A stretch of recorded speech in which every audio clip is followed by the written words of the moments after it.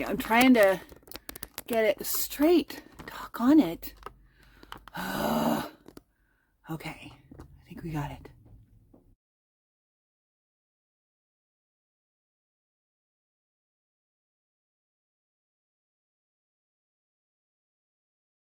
But here's the headboard.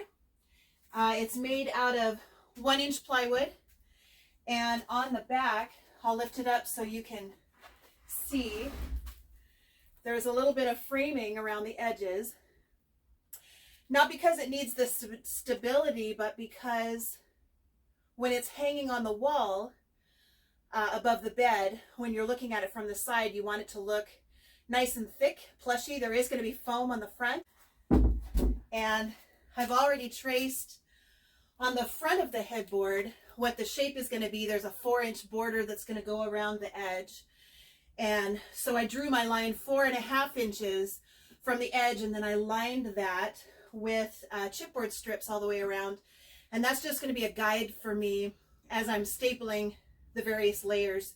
There's a big piece of foam that's going to go in the center, 2-inch foam, and then a 1/2-inch layer of foam over that that's going to get stapled down to curve the edges of the foam. And then it's going to have a layer of Dacron, and then I'll put that fabric on. And there's going to be a 1/2-inch piping trim that's going to follow this outer edge of that first foam. And then I can install the 4-inch border using foam and fabrics.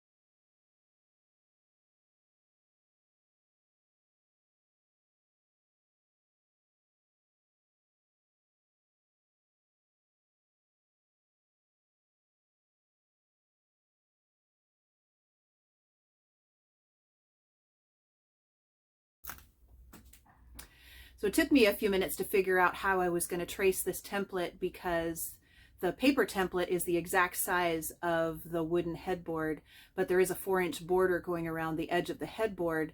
And so I needed to first trace the entire sizing of the template and then come in 4.5 inches so that it's the exact sizing of the inside piece of that headboard.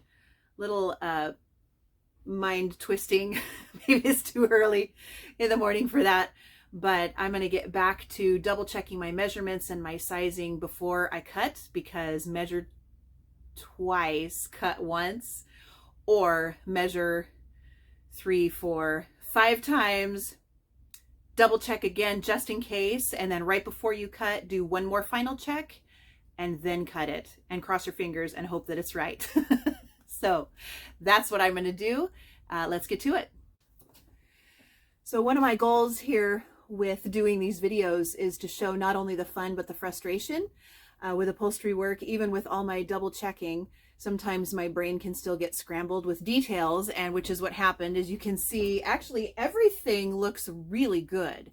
The sides and the cutouts and the top, everything fits really nice inside the chipboard border that I have stapled onto the front of the headboard. But as you can see, the bottom of the headboard is, guess how many inches up from, or the bottom of the foam is how many inches up from the bottom of the headboard? 4.5 inches. I did not account for that extra 4.5 inches on my placement of the template.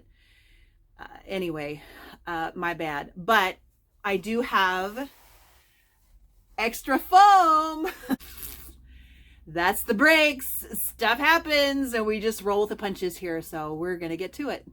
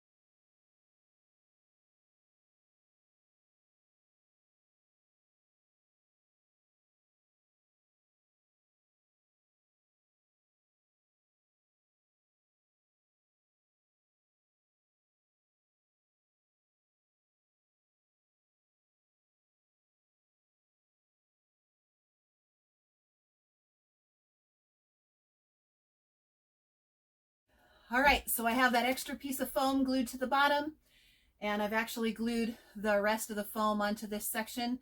So I'm going to get to adding the 1/2 inch foam that's going to go over the top of this. It's actually a 1/2 inch foam. In this case, it's called scrim because it has a very thin layer of a woven fabric on one side. And that was not what I had chosen. I just wanted a plain 1/2 inch foam, but that was what was available from the vendor that I order it from. And it's not going to hurt anything. I'm not saying that that's the the option when it comes to the 1/2 inch foam over the top. That's just what I'm using. Although I'm imagining that that stabilizer, that little thin layer of woven fabric, is probably actually going to help me in this process to maybe shape the foam as I'm stapling it around the edges, and it'll actually stay stapled and the foam won't pull apart. Sometimes that happens when you're stapling the edge of thick foam like this. Try to shoot a staple in and the foam just rips and comes off of the staple. So I think that that 1/2 inch scrim is actually going to help me. So again, just another blessing in disguise, I guess. We're going to find out.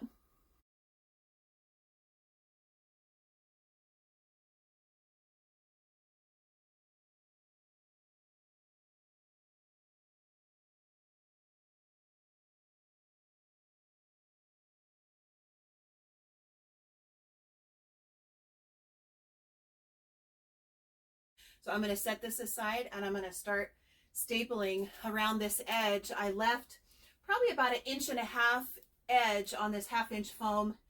I do know that that's a little generous.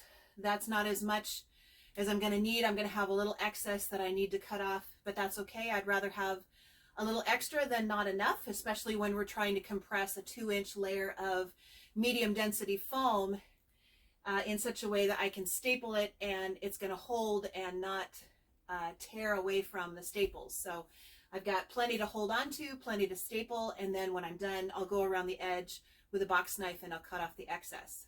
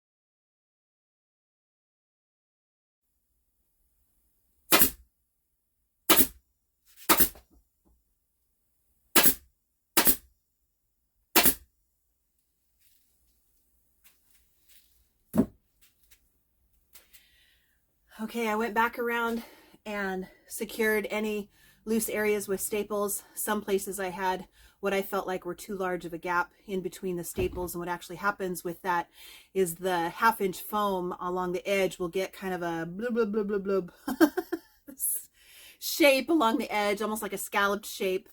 And so I want the foundation layer to be really smooth. It's really important if your foundation layers are in good order, then everything else lays very smooth over the top. Sound familiar? Those of you that watched the video where I'm explaining using muslin to stretch down a seat on a little antique chair. If you've got all your foundation layers straight, flat, and going smooth, then everything just lays on top of that really nice and you have a good finished product. So my next step is to use what's called Dacron. It's also called poly batting. There's maybe some other names of it, but I'm gonna use a thin layer of that over this scrim that has the woven layer over the top of it. It has not a rough feel, but it's not a real soft feel, and we want a headboard to have a nice soft plushy feel. So I'm going to add a layer of Dacron to that just to soften the top a little bit.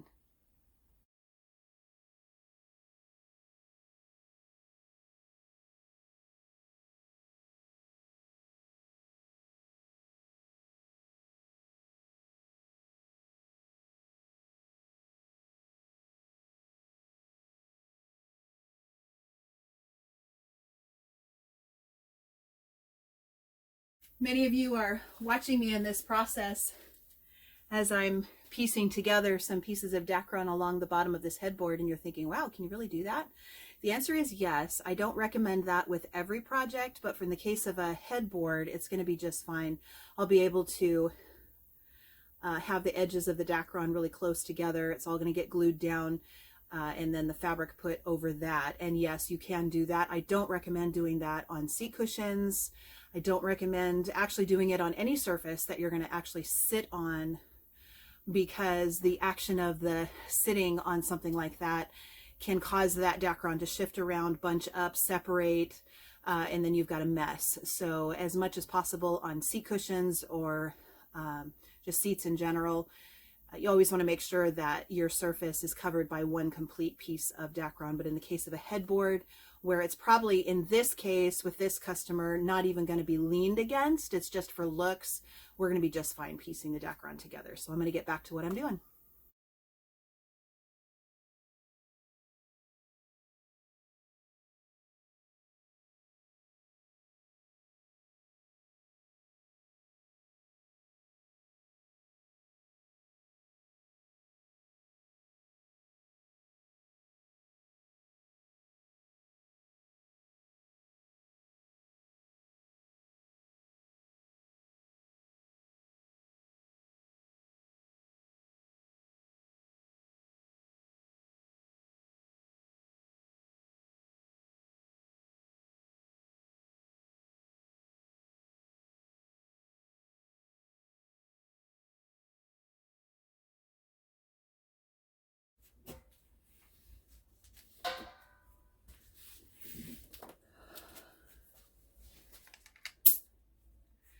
So I've glued down the Dacron, all the pieces. Everything is secure and smooth. And now I'm going to go around the edge and I'm going to staple the edge down right on top of where I was stapling the foam, and then I will cut the excess.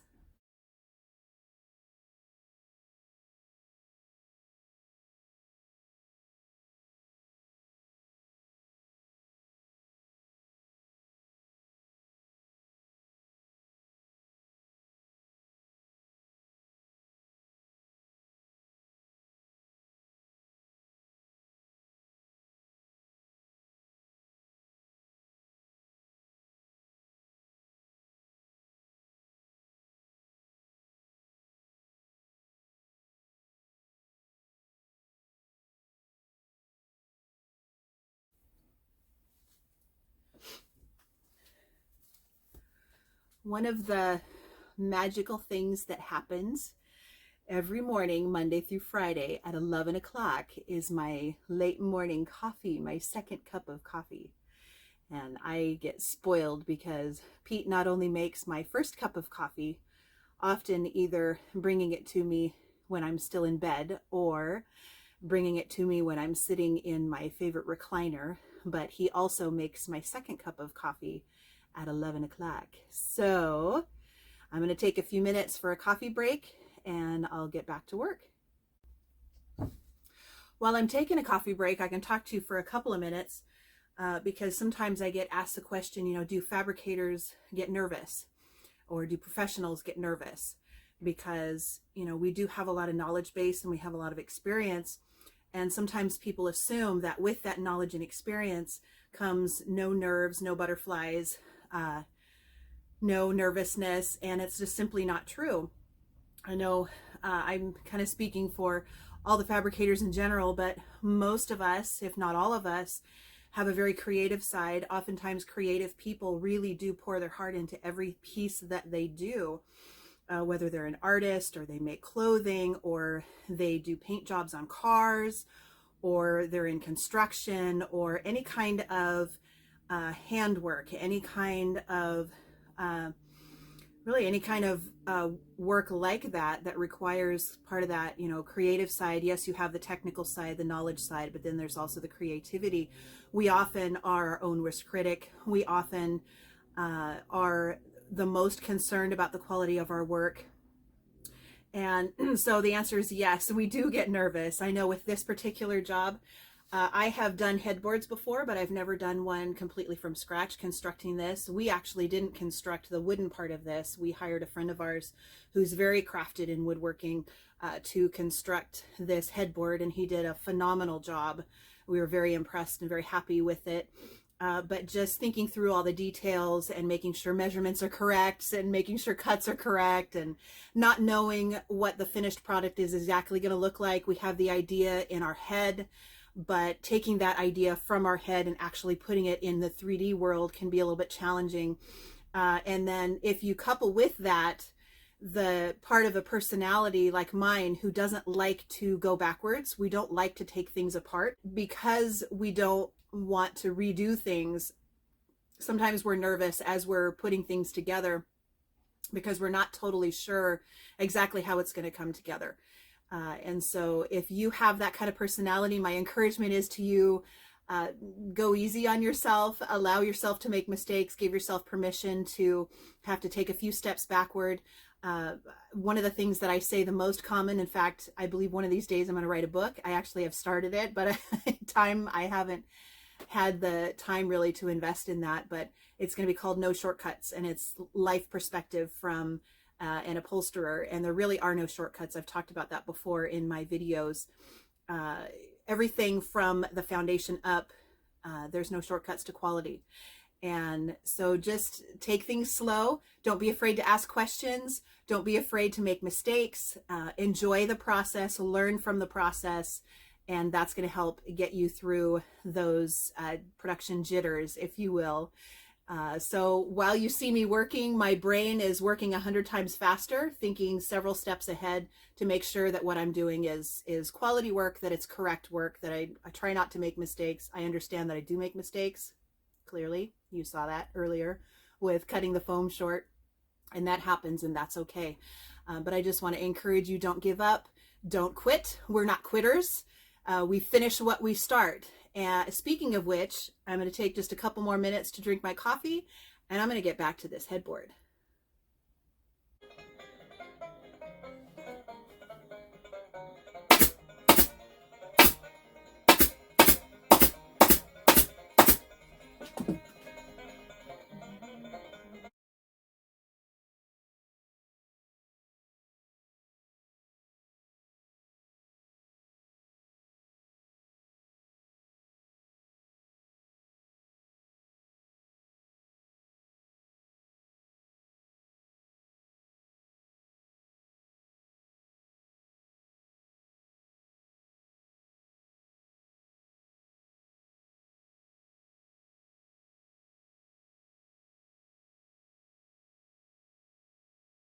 I'm going to get to cutting out the fabric. I will show you the fabric. I have worked with this before for the same client.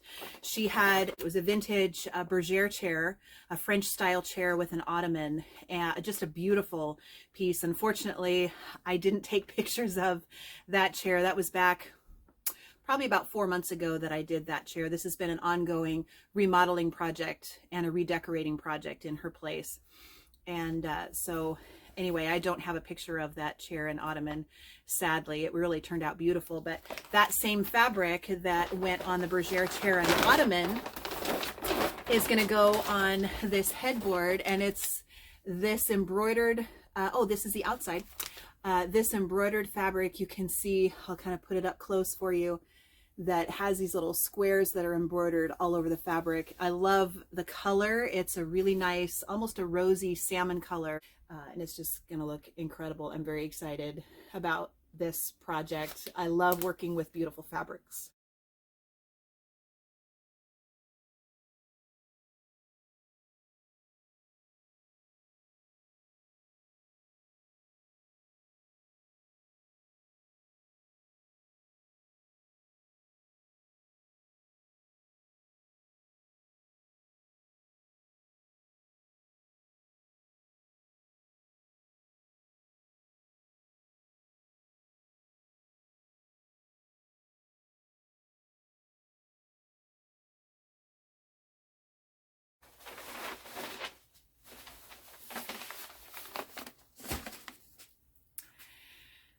So some of the things that we have to think about when we're doing a project like this are the steps coming up. And obviously one of the things I'll be doing with this headboard is also using this fabric for the border.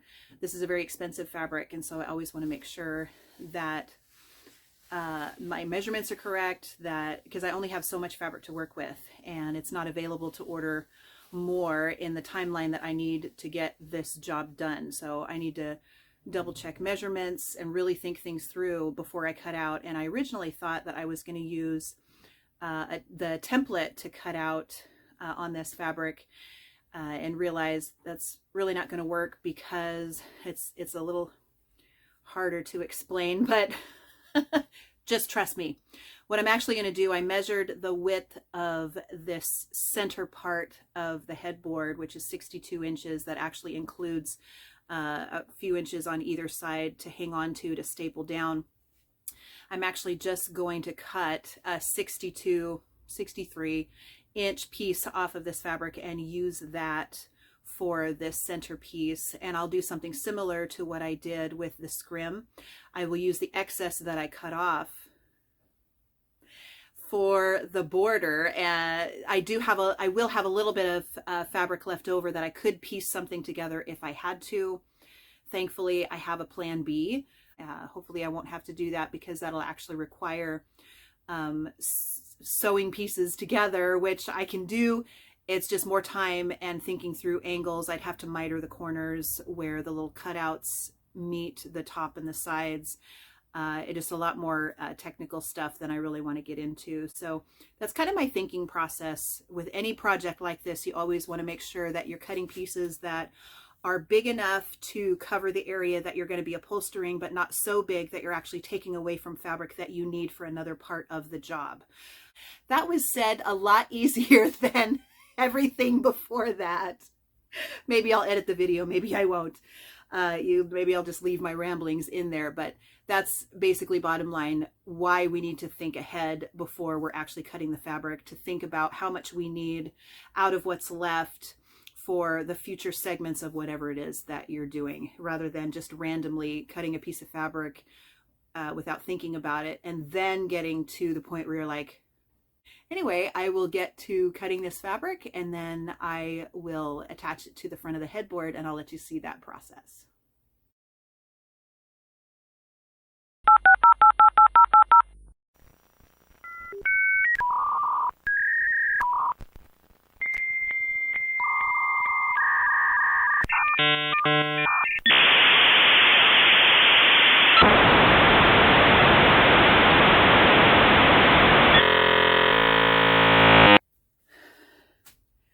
Okay, something quick that I realized, and this is why it's really important to think through your steps before you actually start cutting, because I realized in the segment before I was saying that I was going to cut a 62-inch length piece off of this fabric. That 62 inches is not taking into account the 4-inch border that's on the both sides of the headboard, and so I need to add up that amount needed, which will probably be I would say probably between 6 and 8 inches on either side of that. That way I make sure that I've got enough for the border. So thank goodness I didn't cut a 62-inch piece. I would have had plenty up at the top of the fabric to use for the top of the border, but I would not have had enough for the sides, and I would have been really annoyed with myself.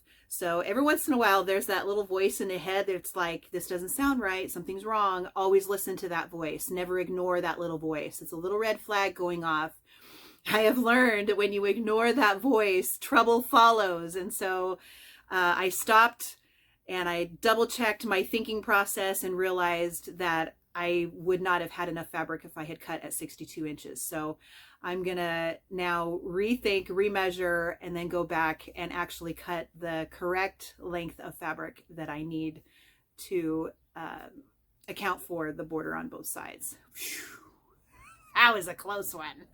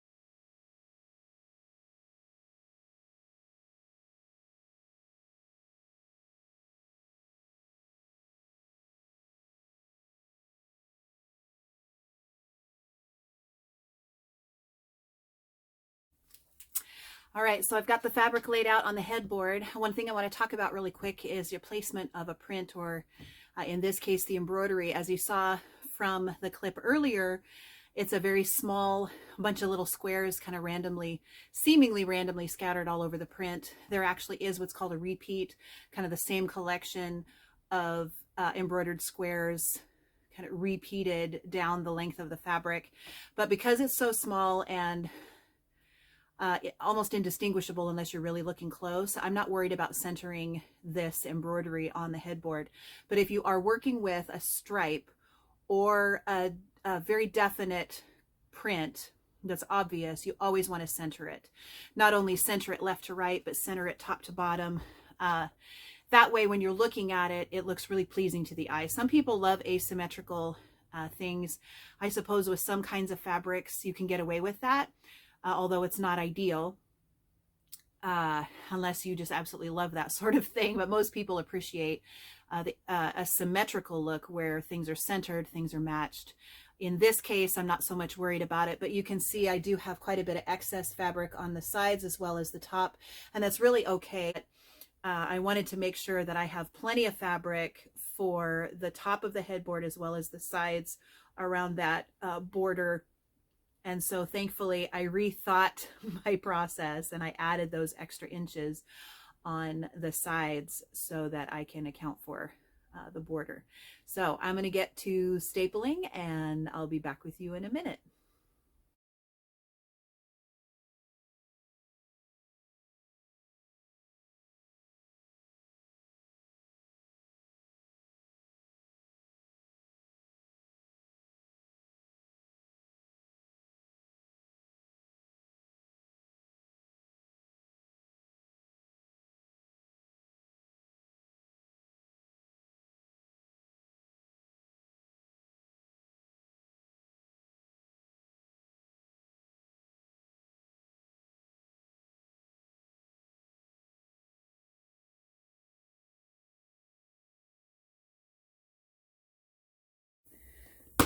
What I'm doing now is I'm taking staples out here on the corner. I was trying to avoid having to put any kind of little pleat or fold on the corners. I'm finding it to be more challenging than I thought, and so I'm going to go ahead and add just the tiniest little fold in this corner. And honestly, just thinking about in the future, our future steps, when we go to add the 1/2" trim that's going in here, may not even be able to see that little, it's really just so minuscule.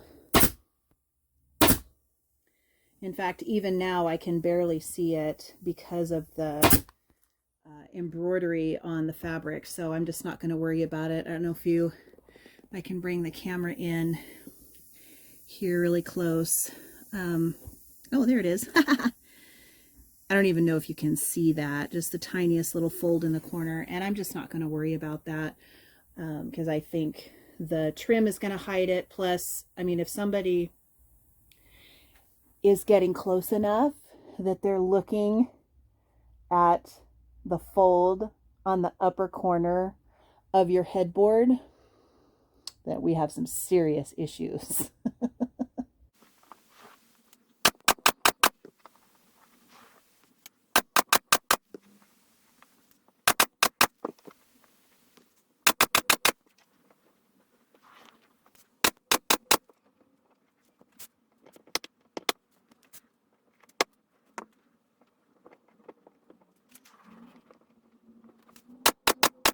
So I have one side done. I have trying to do this not only one-handed but reverse. One cutout done, and looks like pretty much all of the top there. So I'm going to keep working on this off camera. It is very fidgety fabric, mostly because of the embroidery. If it were a linen or if it were just a plain fabric, chenilles are awesome to work with because there's no specific direction to them. Plus, there's nothing in that can really get distorted if you're stretching too much one direction or another. But in this case, we're working with an embroidery fabric that definitely lets you know when it's not laying flat. So I'm just going to keep working my way around here, and when I'm finished, I'll show you the end result. So with every job, we always learn some things, sometimes in hindsight, and that's okay. One of the things I realized when I was doing this headboard was I started from the top and stretched the fabric down, which you could do, but I'm realizing maybe what I should have done is started at the bottom and worked my way up. There isn't a simple way to explain that, except that I just ended up having to remove a lot of staples off camera on the far side of the headboard, because starting at the top and working my way down actually ended up distorting the embroidery on that side of the headboard, and so I had to take a lot of staples out. I was almost done stapling that side and I had to take staples out, so not a big deal. Staple some in, take some out. That's just the nature of the work that I do. But as I was thinking about it when I was doing it, I probably should have stapled the bottom first and then stretched the fabric up. I think I may have not had to struggle so much getting the fabric to lay right around these cutouts up on the top. So do I know that for sure? No. The next time I make a headboard like this, I'll just make a mental note to start at the bottom and stretch the fabric up and see what happens. And sometimes that's what we do. We try something and see if it works. And if it doesn't, we take it out and fix it and start over. There is not a magic formula to this kind of work. There's no simple way to do it sometimes. And so we just have to learn in the process. That's just part of what we do. Every fabric is different. Every piece is different. Everything from the print to the weave to the embroidery to what kind of padding is underneath to how thick the fabric is, how stretchy the fabric is, to, you know, are you trying to stretch it just across straight edges? Are you trying to stretch it around curves? I mean, there's so many variables when it comes to upholstery. There's no magic way to do it. I guess that's the bottom line, what I'm trying to say. There's no, okay, do it this way, and it's very formulaic, and so the next time you'll do it the exact same way. Well, next time comes around with the next job and you're working with a different fabric, could be the exact same piece or same type of piece, but you're working with a different fabric and you're going to get a completely different result. Now tell me if that isn't frustrating. But that happens. And so we have to be flexible. We have to learn to work on the fly. We take a lot of mental notes when we're doing stuff because it's all different. But that makes it actually very interesting. I would not enjoy an assembly line kind of job. That does not sound fun to me, where you're just doing the same thing over and over and over again all day long. I love the variety. I love to learn. I love the excitement of trying something new and having it actually work. I don't mind so much the frustration when it doesn't work. It just tells me, okay, that's just one way not to do it. Now we're going to figure out the right way to do it. And so in the meantime, that is it on the headboard actually for today. I'm not going to do anything else on it for right now. I'm still waiting for the fabric that's going to go on the welt trim around that edge before I put the border on. And so I will be getting back to the lampshade, which is another very exciting job, and I will update you on that when we get into it. In the meantime, have a great rest of your day. So congratulations, if you are still watching this video, you get to enjoy a fun little tidbit, a little piece of senseless trivia that you will probably never use the whole rest of your life. I was that kid in school who loved fried liver and onions when I was growing up. I still love fried liver and onions. Is she really that crazy? Yes. Yes, I am. In closing, I just want to thank you for watching these videos. If you've made it this far, I really appreciate you. And we're very excited. We launched our YouTube channel called Rogue Upholstery. I'm very excited. It's a platform. Obviously, it's been around for a long time, but I have never had a YouTube channel. Please put a like on this video if you like the video.